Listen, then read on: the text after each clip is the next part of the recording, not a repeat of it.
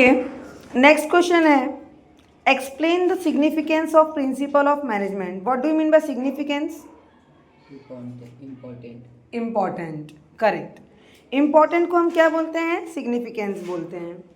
The knowledge of the management principle helps the manager in identifying and defining the problem and finding the solution for them. जो knowledge management का जितना knowledge managers के पास होता है उस knowledge के base पे मैनेजर हमारे ऑर्गेनाइजेशन के प्रॉब्लम्स को फाइंड आउट करते हैं और उसके सॉल्यूशन देते हैं.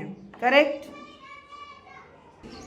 The style and approaches used by manager are greatly influenced by such principle. In the modern complex business world principle play and significant role in guiding. जो भी स्टाइल या जो भी तरीका मैनेजर यूज़ करते हैं वो बहुत ही अच्छी तरह से वर्क को कंप्लीट करने में हेल्प होता है और इस मॉडर्न बिजनेस वर्ल्ड में प्रिंसिपल जो है बहुत अच्छा रोल प्ले कर रहा है. इतना ही करना इसमें. फिर हम आ जाएंगे सीधे सिग्निफिकेंस मतलब इम्पोर्टेंस लाइन में पॉइंट्स में.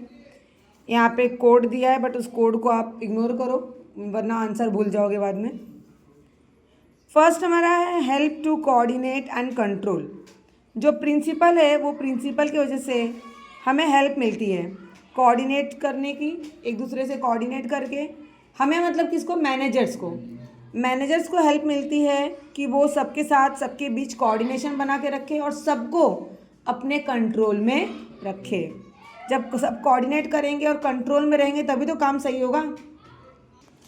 Okay, the principle of management give the guideline for better coordination and control. While practicing management, the manager can make use of this principle to coordinate the activities of different departments. Manager can exercise better control over the organization, thus the given target can be achieved easily. जब managers अपने management करते हैं, अपने organisation को control करते हैं, managers in principle का use करके उस गाइडलाइन को यूज़ करके सारे अपने एम्प्लॉयज़ के साथ प्रॉपर कोऑर्डिनेट करते हैं, सबको कंट्रोल में रखते हैं और अच्छी तरह से काम करवाते हैं. और यही प्रिंसिपल्स मैनेजर की हेल्प कर रहे हैं, सारे गाइडलाइंस को फॉलो कर रहे हैं क्योंकि गाइडलाइन ही तो हेल्प कर रहे हैं, गाइडलाइन ही तो प्रिंसिपल्स हैं. करेक्ट. नेक्स्ट हमारा है provide useful insight to manager. Principle of management एक नज़रिया देता है मैनेजर्स को, एक सही नज़रिया देता है मैनेजर्स को जिस नज़रिए से वो जिस तरीके से वो अपने मैनेजमेंट को चलाते हैं. So the principle of management help the manager to understand the organisation.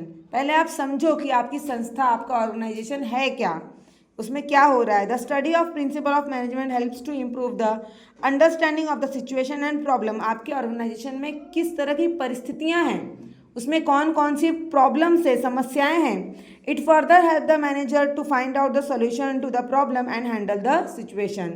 फिर उस प्रॉब्लम्स के सॉल्यूशन को फाइंड आउट करो. क्लियर? Any doubt? नेक्स्ट है अंडरस्टैंडिंग सोशल रिस्पॉन्सिबिलिटी. मैनेजर्स अपनी सामाजिक अधिकारों को, सामाजिक जिम्मेदारियों को समझता है. अब business is a part of society. Business कहाँ का पार्ट है? सोसाइटी का ही. हम सोसाइटी में रहते हैं, बिजनेस सोसाइटी में चलाते हैं. It make use of resources of society and therefore it has to perform some social responsibilities. क्योंकि हम सोसाइटी के ही चीज़ों को यूज़ करते हैं, पानी है, लाइट है, पेड़ पौधे या कोई भी ऐसी चीज़ जो हम बाहर से यूज़ कर रहे हैं, सोसाइटी का यूज़ कर रहे हैं, तो हमारा कर्तव्य है कि हम सोसाइटी के लिए भी कुछ करें, जिम्मेदारियाँ बनती हैं. Management principle guide the manager to perform social responsibility. For example, payment of good remuneration is one of the principle of management which is responsibility toward employees. Employees भी हमारे सोसाइटी से ही आते हैं और अगर हम उनको अच्छा पेमेंट देंगे तो वो हमारे लिए अच्छी तरह काम करेंगे. तो उनको अच्छा पेमेंट देना हमारी जिम्मेदारी है. करेक्ट. अगर हम कम पेमेंट देंगे तो तुरंत भाग जाएंगे या काम अच्छा नहीं करेंगे. फिर नुकसान और लॉस किसका हो रहा है? हमारा, कंपनी का. करेक्ट. लेकिन काम कंपनी का काम मैनेजर को एम्प्लॉय से करवा के लेना है. इसीलिए एम्प्लॉयज़ को अच्छा रेम्यूनरेशन का मतलब होता है सैलरी. अच्छी सैलरी देना किसका काम है? मैनेजर का काम है. करेक्ट. नेक्स्ट है हमारा scientific decision. Scientific decision mean systematic और बैलेंस डिसीजन. साइंटिफिक होता है, यहाँ साइंस नहीं आ गया है, right hand rule left hand rule नहीं आएगा. Scientific that mean systematic. Okay, scientific decision means systematic or balanced decisions. Managers can take more appropriate decisions when they follow management principle, because this management principle are generalized guideline for facing various situation. क्योंकि बहुत अलग अलग situation में कैसे हमें manage करना है, किस तरह से हैंडल करना है, ये सब कुछ हमें मैनेजमेंट सिखाता है. इसलिए हम लोग प्रिंसिपल ऑफ मैनेजमेंट पढ़ते हैं, समझते हैं. Therefore the manager are saved from using costly trial and error method. जो बहुत ही महंगे महंगे ट्रायल और एरर मेथड है वो यूज़ नहीं करते हैं, छोटे छोटे पहले करते हैं सस्ते, जिससे हम सस्ती चीज़ों से अपना नुकसान कम करके ज़्यादा से ज़्यादा एक्सपीरियंस ले सकें. ओके, तो नेक्स्ट पॉइंट है हमारा encourages research and development. R&D करने के लिए इनकरेज करता है. कौन इनकरेज करता है? Principle of management. किसको इनकरेज करता है? Managers. The principle of management are dynamic. Dynamic मतलब होता है changes. Their nature goes on changing along with the changes in the business world. जैसे जैसे हमारे बिजनेस में चेंजेस आता है वैसे वैसे प्रिंसिपल ऑफ मैनेजमेंट में भी चेंजेस आता है. Over the year they have develop to suit the current needs.